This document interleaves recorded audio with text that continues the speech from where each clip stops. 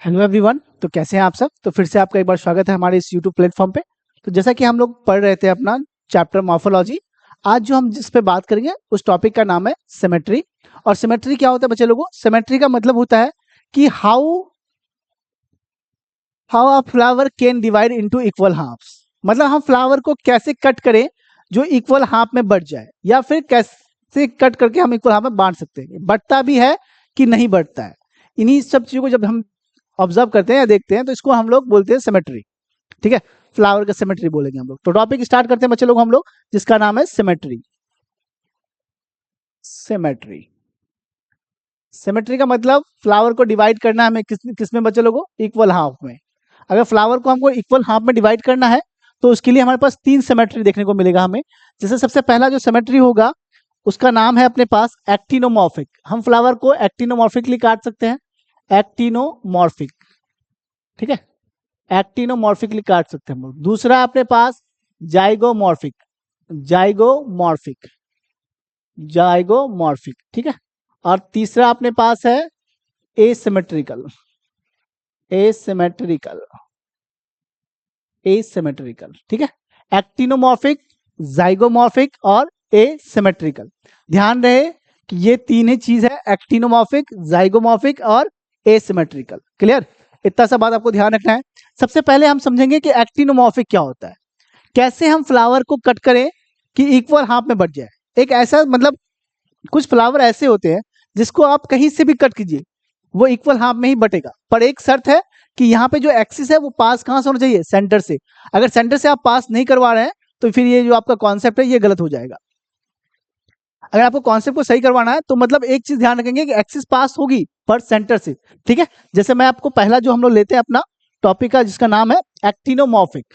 ठीक है, actinomorphic, actinomorphic flowers, actinomorphic.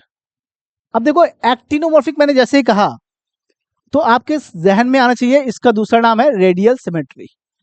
कौन सा सिमेट्री बच्चे लोगों? Radial symmetry. ख्याल रहे ये रेडियल सिमेट्री कहलाता है दूसरे एक्टिनोमॉर्फिक। होता क्या है वो सुनिए। ऐसा प्लेन फ्लावर को हम लोग किसी भी प्लेन से कट करके इक्वल हाफ में बांट सकते हैं। तो ऐसे फ्लावर को हम लोग एक्टिनोमॉर्फिक फ्लावर कहते हैं। जब फ्लावर को हम किसी भी पॉइंट से कट करके इक्वल हाफ में बांट देंगे तो यही कहलाएगा अपना एक्टिनोमॉर्फिक। ठीक है, देखिए flower can be divided, definition लिख देता हूं मैं। Flower can be divided, flower can B divided divided into equal halves, equal halves in any plane, in any plane passing through the center, in any plane passing through the center, see through the center, the center। कहने का क्या मतलब हुआ यहाँ पे कि flower को हम डिवाइड कर सकते हैं any plane passing through the centre से। अगर सेंटर से पास करा के उसको इक्वल हाफ में बांट दे तो ऐसे फ्लावर को हम लोग बोलेंगे एक्टिनोमॉर्फिक फ्लावर। समझिए बात को। जैसे मान लेते हैं सिंपल सा एग्जांपल, ये आपके पास कोई फुटबॉल है, फुटबॉल को हम किसी भी प्लेन से काट करके इक्वल हाफ में बांट सकते हैं। जैसे मुझे अगर आधा आधा बांटने बोले तो ये प्लेन अपने पास बेस्ट है, ये प्लेन है, ये प्लेन है, ये प्लेन है, ये प्लेन है। इस तरह से किसी भी प्लेन को हम काट करके इक्वल हाफ में ले सकते हैं। पर शर्त है यहाँ पे, एक शर्त ये है कि कोई भी एक्सिस कहां से पास होनी चाहिए? आपके सेंटर से पास होनी चाहिए। अगर आपने ऐसे कट कर दिया तो ये चीजें फिर सॉरी इक्वल हाफ में डिवाइड नहीं होगी। तो ध्यान रखिएगा कि आपका जो एक्सिस है वो कहां से पास होना चाहिए? सेंटर से।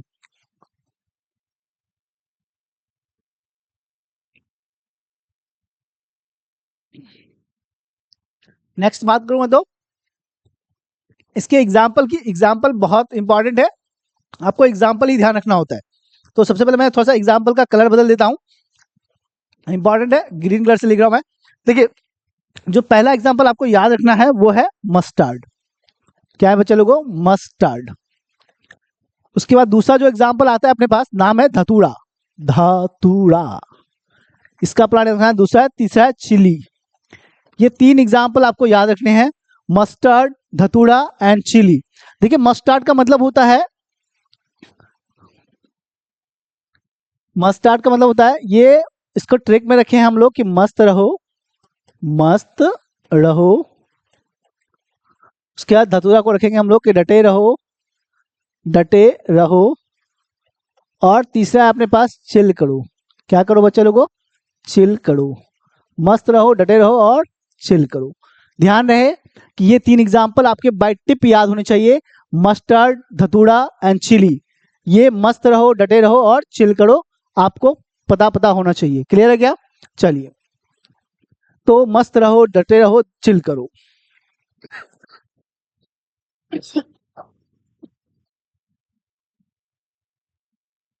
बढ़ते हैं आगे हम लोग।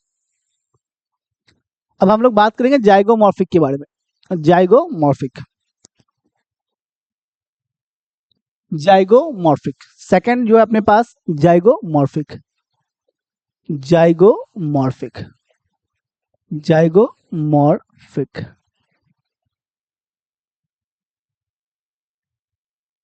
इसका जो दूसरा नाम है वो है बाइलेटरल सिमेट्री। कौन सा symmetry? Bilateral symmetry. Bilateral symmetry किस किस को याद रखा जाए? बाइलेटरल सिमेट्री, ठीक है। अब समझिए बात को, बायलेटरल सिमेट्री कहने का क्या मतलब है। देखिए, अगर हमने हमने फ्लावर को केवल एक एक्सिस से, वर्टिकल एक्सिस से अगर 2 इक्वल हाफ में बांट देते हैं, तो ऐसे एक्सिस को, ऐसे फ्लावर को जाइगोमॉर्फिक कहते हैं। ये फ्लावर केवल वर्टिकल एक्सिस से 2 इक्वल हाफ में बांटे जा सकते हैं, और ऐसे फ्लावर्स को हम लोग बोल देंगे जाइगोमॉर्फिक, ठीक है।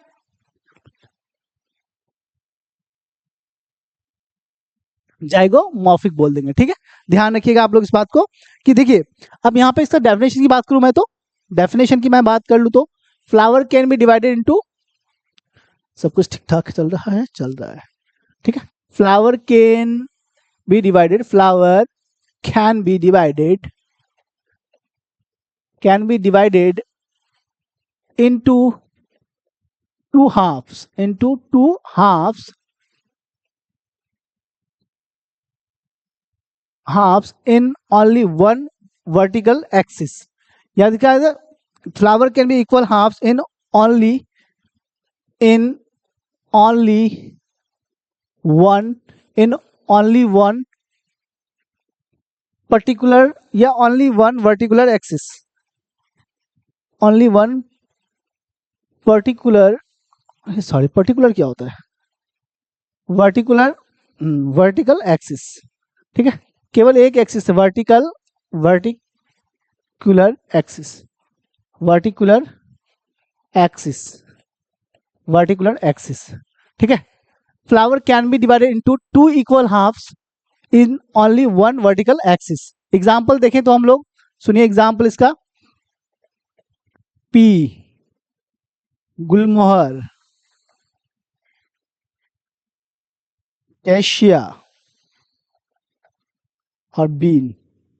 ये 4 एग्जाम्पल एनसीईआरटी ने दे रखा है, जिसे आपको याद रखना है, पी, गुलमोहर, कैशिया और बीन। अब देखिए, इसके लिए एक ट्रिक है छोटा मोटा सा, वो ट्रिक ध्यान रखेंगे तो आपको चीजें याद हो जाएगी। पी, पी से हम लोग लेंगे पिया, पिया, गुलमोहर तो गुलाम,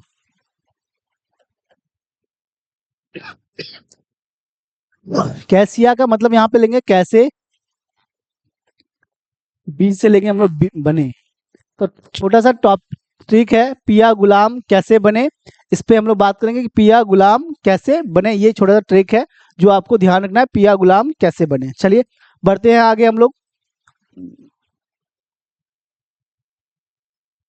बढ़ते हैं आगे। अब देखिए, बात आती है तीसरे सिमेट्री, जिसका नाम है एसिमेट्री, ठीक है। फ्लावर को हम किसी भी एक्सिस से कैसे भी इक्वल हाफ में डिस्ट्रीब्यूट कर ही नहीं सकते, इक्वल हाफ में बांट ही नहीं सकते। जब हम फ्लावर को इक्वल हाफ में बांट ही नहीं पाएंगे, तो ऐसे फ्लावर को हम लोग बोलेंगे एसिमेट्रिकल फ्लावर। क्लियर? तो ये ध्यान रखेंगे आप लोग कि ये सिमेट्रिकल फ्लावर क्या होते हैं, ऐसे फ्लावर जिसको इक्वल हाफ में बांटा नहीं जाए। देखिए, asymmetrical, asymmetrical, symmetrical, asymmetrical, asymmetrical flower cannot be divided into equal half in any plane passing through the center। अगर आपका कोई भी ऐसा एक्सिस नहीं मिल रहा है जिससे आप फ्लावर को इक्वल हाफ में बांट पाए, तो ऐसे फ्लावर को हम लोग कहते हैं एसिमेट्रिकल फ्लावर। ठीक है बच्चे लोगों, इसको हम लोग एसिमेट्रिकल फ्लावर के नाम से जानते हैं। जब हम फ्लावर को डिवाइड ही ना कर पाए किसी भी एंगल पर एक्सिस से, ताकि फ्लावर इक्वल हाफ में बट पाए, तो ऐसे फ्लावर कहलाएंगे एसिमेट्रिकल फ्लावर। ठीक है, तो लिखेंगे हम लोग flower can not be divided into, definition लिख देता हूं मैं यहाँ पे, flower can not be divided into, flower can not be divided into, into two equal halves, two equal halves।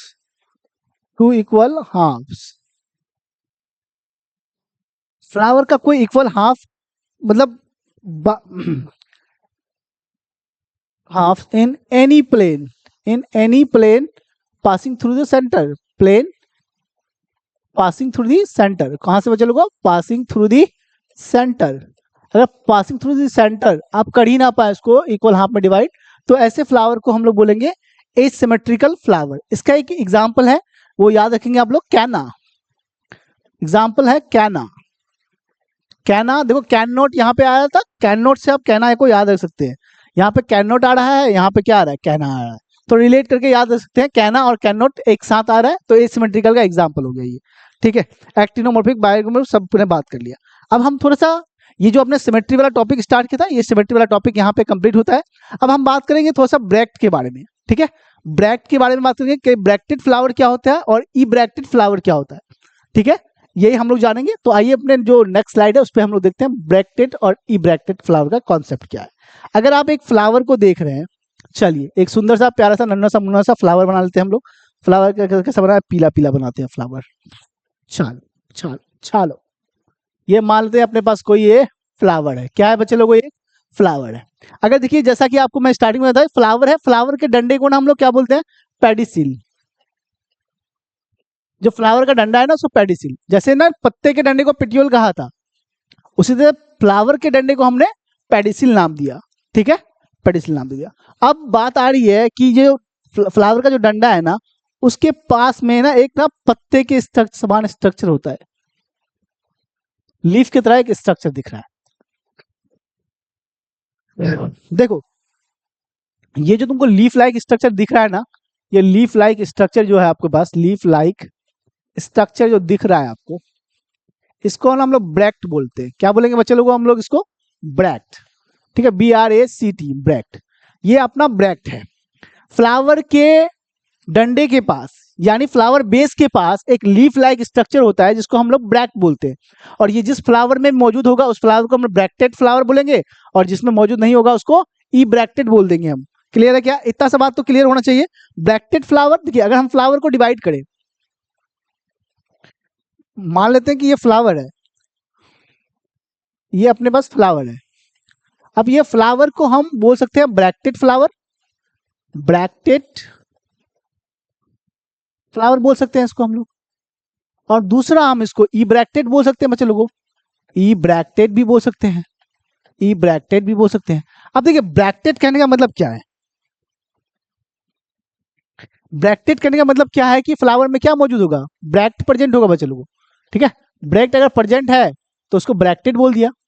अगर मान लेते ब्रैक्ट नहीं है, ठीक है, यहाँ पे ब्रैक्ट नहीं है, ब्रैक्ट यहाँ पे अब्सेंट है, तो इसको हम लोग बोल देंगे ई ब्रैक्टेड। ब्रैक्ट का होना ई ब्रैक्टेड कहता है, ब्रैक्ट का नहीं होना ई ब्रैक्टेड कहलाएगा। क्लियर? इतना सा बात। ठीक है, चलिए तो ये सारी बातें हो गई। अब हम लोग जो नेक्स्ट बात करेंगे उसका नाम रहेगा कि ओवरी और फ्लावर के पोजीशन को देखते हुए हम लोग बात करेंगे। तो चलिए, तो हम लोग बात करते हैं नेक्स्ट टॉपिक, जिसमें हम लोग फ्लावर को या फिर हाइपोगाइनस, एपिगाइनस और पेरिगाइनस में डिवाइड करेंगे। ठीक है, चलिए बढ़ते हैं हम लोग अपने नेक्स्ट टॉपिक की तरफ, जिसका नाम होगा कि on the basis of the position of calyx, corolla, androecium with respect to gynoecium. ठीक है, मैं लगाता हूं हेड, सुनिए। On the basis of on the basis of on the basis of on the basis of on the basis of the position of the position of the position of calyx, corolla, androecium, with respect to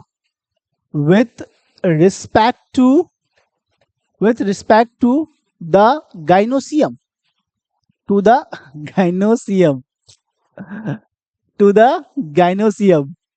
कहने का क्या मतलब है कि calyx corolla androecium with respect to gynoecium, क्या position है calyx corolla androecium का gynoecium के रिस्पेक्ट में।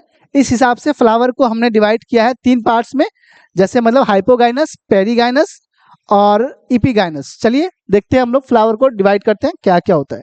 मान लेते हैं ये अपने पास फ्लावर है, फ्लावर का कलर व्हाइट फ्लावर ही मान लेता हूँ मैं। ये मान लेते हैं अपने पास फ्लावर है,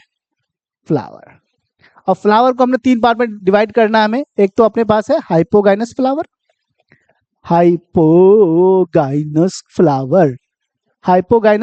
हो गया।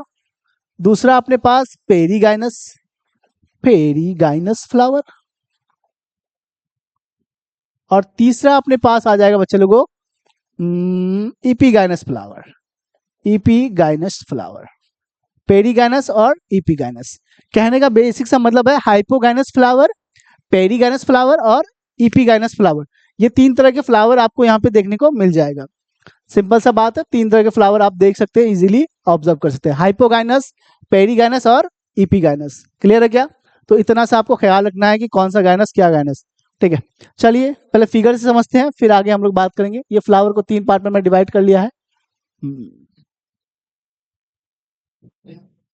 चलिए देखिए यहाँ पे ये जो फ्लावर होगा सबको हम लोग को देखना है गाइनोसियम के रिस्पेक्ट में।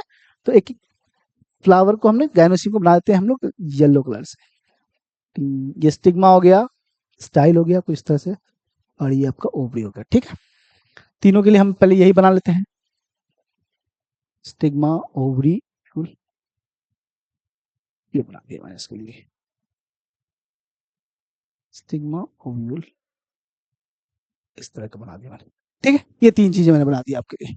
जब मैंने आपके 3 चीजें बना दिया तो आप देखिए यहां से जो आपके पास अगर इसका पोजीशन, थैलेमस का पोजीशन गाइनोसियम के ऊपर है, इस तरह का है। ठीक है, तो यहां से आपका बस एंडोसियम निकला पड़ा है, यहाँ पे एंडोसियम इस तरह निकला पड़ा है, यहीं से आपका कैलिक्स भी निकला पड़ा है, यहीं से कोरोला भी निकला पड़ा है इस तरह से, और ये फ्लावर आपका कुछ इस तरह से दिख रहा है। कोरोला देखिए आप लोग, इस तरह का फ्लावर है कि गाइनोसियम आपके नीचे है। अब यहाँ देखिए अगर आपका थैलेमस था हाफ ओवरी को कवर कर ले रहा है,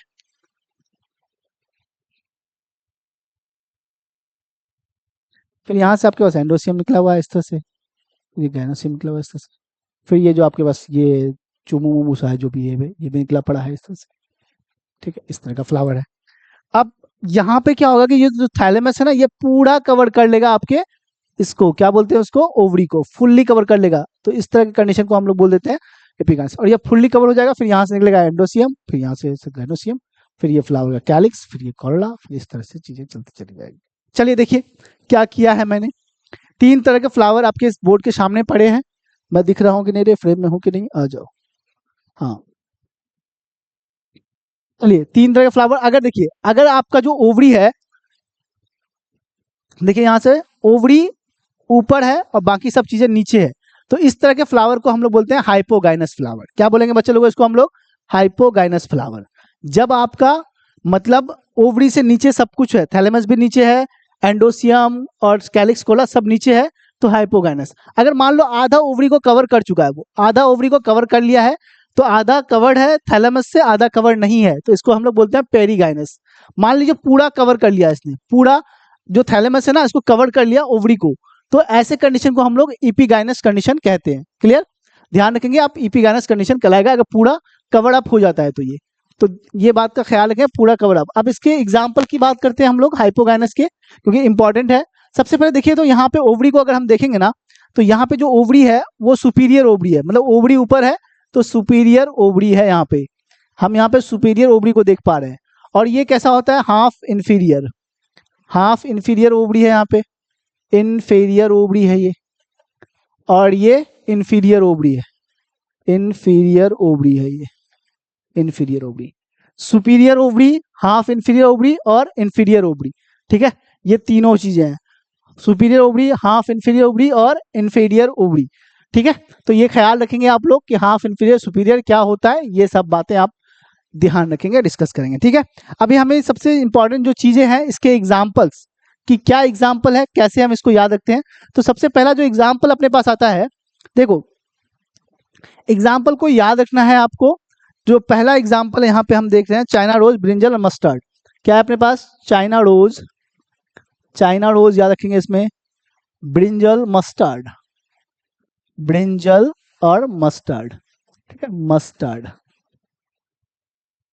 mustard, China rose, brinjal, mustard, इस तरह से आप याद रख सकते हैं। हाफ इंफीरियर में plum, peach, rose, plum, peach और रोज, ये आपका आ जाता है हाफ इंफीरियर में। और आगे मैं बात करूं तो इंफीरियर में, इंफीरियर का जो एग्जाम्पल है सनफ्लावर वाला जो है गुआवा, ये है गुआवा, रे ऑफ सनफ्लोरेट, दो एग्जाम्पल याद रखेंगे, रे ऑफ सनफ्लोरेट, सनफ्लोरेट, ठीक है, रे ऑफ सनफ्लोरेट। तो ये सब आप याद रखेंगे, गुआवा, रे ऑफ सनफ्लोरेट, इंपॉर्टेंट है, डायरेक्ट एग्जाम में क्वेश्चन आते हैं नीट वुड में, तो आप इसको देख के रखेंगे, क्लियर है क्या। तो ये आप अपने आप को, आज मैंने आपको ये पढ़ाया तो ये हमने ओवरी को भी देखा, पोजीशन के हिसाब से देखा, कैसे को हमने मतलब हाइपोगैरस बोला, किसको पेरी बोला, किसको ईपी बोला, ये सारा कुछ हमने देखा। तो आज का जो अपना लेक्चर है यहीं तक, हम लोग मिलेंगे अपने नेक्स्ट लेक्चर पे, जहां पे हम लोग देखेंगे एस्टिवेशन क्या होता है, फिर प्लासेंटा को देखेंगे।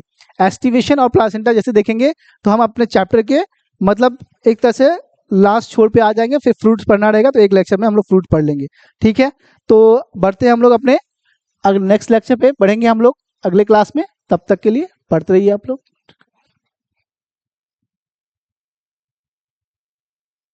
तो आप अगर यहाँ तक आए हो तो 1 मिनट अपना कीमती समय दीजिए। तो अगर आप हमारे न्यूटन फिजिक्स के ऑनलाइन प्लेटफॉर्म पे जुड़ना चाहते हैं तो जी हाँ, हम लोग आज ऑनलाइन भी अब आपके लिए अवेलेबल है।